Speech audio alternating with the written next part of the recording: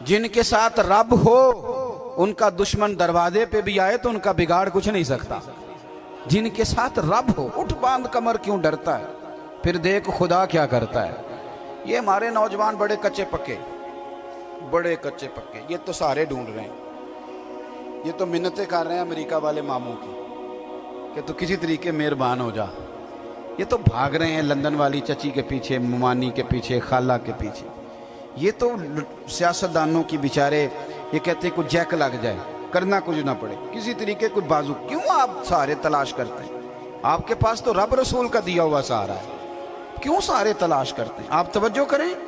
اگر اللہ رسول کا دامن، یہ کوئی ٹھیکہ نہیں ہے کہ صرف وہ میں ایک مضمون، ایک کالم نگار ہیں، کبھی کبھی ان کا پڑھتا ہوں تو میرا تھوڑا بہت ان سے رابطہ بھی رہتا ہے. ایک دن انہوں نے مضمون لکھا تو مضمون یہاں سے شروع کیا. کہنے لگے کہ ایک چودھری کا بیٹا مر گیا تو ایک غریب کا بچہ اپنی دادی سے پوچھتا ہے کہ اب چودھری کون بنے گا؟ تو اس نے کہا اس کا بیٹا. تو وہ کہنے لگا دادی اگر وہ بھی مر گیا؟ تو اس نے کہا اس کا بیٹا. اگر کہا وہ بھی مر گیا تو اس کا بیٹا. تو دادی کہنے لگی پترا سارا پنڈ بھی مر جائے تو چودھری نہیں بن سکتا. میں ان کالم نگار نے فون کیتا، میں نے کہا یہ تو نے کیا فضول بات لکھی ہے، میرے ساتھ چل میں تجھے بتاتا ہوں غریبوں کے بچے چودھری بنے ہوئے. ہاں چل میرے ساتھ، میں دکھاتا ہوں. اگر امیر کا بچہ ان پڑھ نکلا تو وہ گن لے کے بینک کے دروازے پہ کھڑا ہے، وہ چوکی دار ہے. اور اگر غریب کا بچہ پڑھ گیا تو وہ مینیجر بن کے اندر کرسی پہ بیٹھا ہوا ہے. تو بچوں میں صلاحیت پیدا کر. یہ تو نے کیا بات کر دی کہ چودھری نہیں بن سکتے؟ یہ تجھے کس نے کہا؟ یہ تو بچوں کو اقبال کہنے لگے کہ شکایت ہے مجھے یا رب خدا بندان مکتب سے، سبق شاہی ہے بچوں کو دے رہے ہیں خاک بازی کا. یہ آپ کیا بات کر رہے ہیں؟ انہیں بتاؤ کہ تم سارا کچھ بن سکتے ہو، تمہارے اندر کیا کمزوری؟ حضرت بہلول دانا نا رستے میں بیٹھے تھے تو ہارون رشید حج کر کے آ رہا تھا. تو رب کے بندے بھی رب کے بندے ہوتے ہیں، اسی کسی دے کچھ بھی نہیں لگتے تے نہ کوئی ساڈا دردی. آج صبح کچھ دوست مجھ سے ٹائم لینے آ گئے تو قاضی صاحب گئے ہیں. میں نے مسجد بھی وہاں رکھی ہوئی ہے جہاں آگے بس پہلیاں ہی پہلیاں ہیں، سادہ سا کام رکھا ہے، چھوٹا سا نظام رکھا ہے.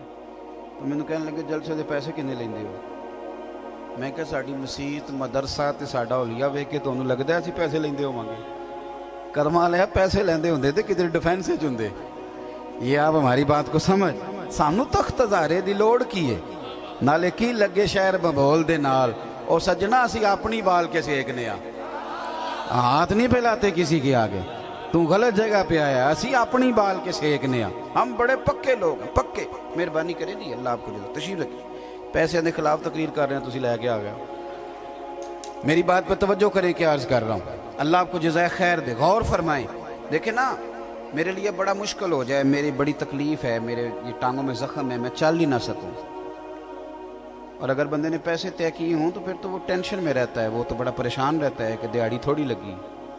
پھر وہ ڈھونڈتا ہے کہ کوئی دیگر تو بعد بھی مل جانا نا فیصلہ آباد تو 10 بھی رلدا. لیکن اگر آپ کا ارادہ ہو نا، اور یار سن تو معمولی آدمی نہیں، تو مدینے والے محبوب کے دین کا نمائندہ بنا ہوا ہے. تو پھر جو چسکا ہے نا وہ بھی بڑا ہی شاندار ہے. پھر وہ خواجہ صاحب کہتے ہیں کوٹ مٹھن سے کہ میں اپنی حیاتی تو قربان تھی ماں، اور ویکھو میری محمد پکیندے گزر گئی. دیکھو میں کتنا خوش بخت ہوں. اور بریلی کے امام فرمانے لگے فرشتے بھی کرتے ہیں تعظیم میری، فدا ہو کہ ان پر یہ عزت ملی ہے. سنیں اور یاد رکھ. حضرت بہلول دانا بیٹھے تھے تو ہارون رشید گزر رہا تھا گھوڑے پہ، حج کر کے آ رہا تھا. تو بڑے اس کے نعرے لگ رہے تھے. تو بابا کونے میں بیٹھا ہے، بڑے نعرے پیچھے ہٹ جاؤ، پیچھے ہٹ جاؤ، پیچھے ہٹ جاؤ. اور ہمارے اہل سنت میں تو جس دن آپ نے کہہ دیا نا پیچھے ہٹ جاؤ، یہ دا مطلب ہے ان کسے نہیں ہٹنا. اگر آپ کہنے رستہ دے دو تو اس کا ترجمہ یہ ہے کہ اب کسی نے رستہ نہیں دینا. یہ مزاج ہے. یعنی کوئی بندہ ویسے، ہمارے ہاں ایک پل بنا شہر میں نیا، تو ایک دن وہاں رش بڑا تھا. تو میں نے ایک دوست سے کہا کہ پتہ نہیں تھے بندے کیوں کھڑے ہوئے. تو وہ کہتا ہے ایک ویسے کھلوتا ہونا ہے تو باقی پھر ٹور کے ہونے پتہ کرو کیوں کھلوتا ہے. یہ مزاج ہے. اس مزاج کو بدلیں، تھوڑی تحقیق بنائیں اپنے ذہن میں. اس طرح سے قومیں کمزور ہو جاتی ہیں. اللہ تعالیٰ نے قرآن مجید میں فرمایا کہ یا ایھا النبی انا ارسلناک شاہدا و مبشرا و نذیرا، فرمایا محبوب ہم نے آپ کو حاضر و ناظر بنایا ہے، خوشخبری دینے والا بنایا ہے اور ڈر سنانے والا بنایا ہے۔ آپ شاہد بھی ہیں، مبشر بھی ہیں اور نذیر بھی ہیں، لیکن ان ساری شانوں کے ساتھ محبوب پتہ کریں گے کیا؟ وداعیا الی اللہ، ہم نے آپ کو اللہ کی طرف دعوت دینے والا بنایا۔ وداعیا الی اللہ باذنہ وسراجا منیرا، اور آپ چمکتے ہوئے آفتاب ہیں، کس برکت سے؟ اللہ کے دیے ہوئے اذن کی برکت سے۔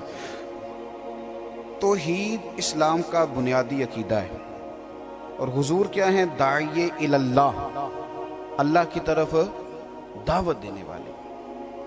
ہمارے ہاں اب یہ ہوا ہے، پاکستان ہے ایک جمہوری ملک، تو جو جمہوری ملک ہوتے ہیں ان کے اندر ہر بندے کو بولنے کی اجازت ہوتی ہے،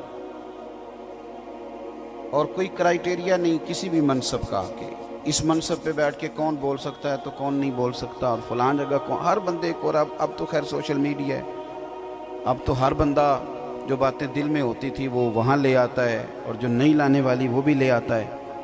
تو ہمارے ملک کے اندر کچھ لوگوں نے معاذ اللہ توحید باری تعالیٰ کے خلاف بھی ایک خاموش تحریک شروع کر دی۔ آپ نے کچھ عرصہ پہلے سنا ہوگا، ہمارے ایک وزیر اعظم صاحب نے کہا تھا کہ جو جس کو بھی پکارتا ہے نا، وہ کسی نہ کسی رنگ میں اللہ کو ہی پکارتا ہے۔ اسی طرح کی کچھ باتیں ہمارے ملنگ کرتے ہیں، سارے روپو دے ہی نہیں سنتے ہیں نا آپ، ہاں نہ تو کرو نا، ناراض ہو تہاڈی مہربانی میں چھیتی ٹر جانا جی۔ آپ غور کریں کیا عرض کر رہے ہیں، اللہ آپ کو خوش رکھے۔ ادھر دیکھیں، ملنگ کرتے ہیں نا اس طرح کی باتیں، سارے روپ او دے ہی نہیں، یہ رنگ معاذ اللہ اس طرح کی بات۔ اسی طرح کچھ ادیب، کچھ شاعر، سارے نہیں کچھ سمجھدار لوگ بھی ڈھیروں ہیں اللہ کے فضل سے، قرآن و سنت کو جاننے والے۔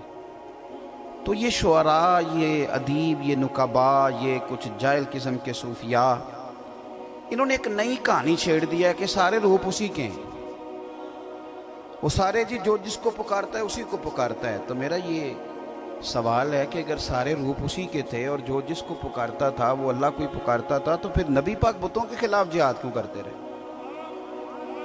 اس کا کیا معنی ہوا؟ آپ نے ساری سرکار کی اس محنت مبارکہ کا کیا کیا کہ ہر مقام پہ حضور نے فرمایا لا الہ، جھگڑا کیا تھا بھلا کہ بت پکارنے والا اللہ کو پکارتا نہیں، اللہ اللہ ہے۔ اور کس طرح ہے؟ قل هو اللہ احد، تم کہو کہ اللہ ایک ہے، اللہ اور اللہ صمد ہے۔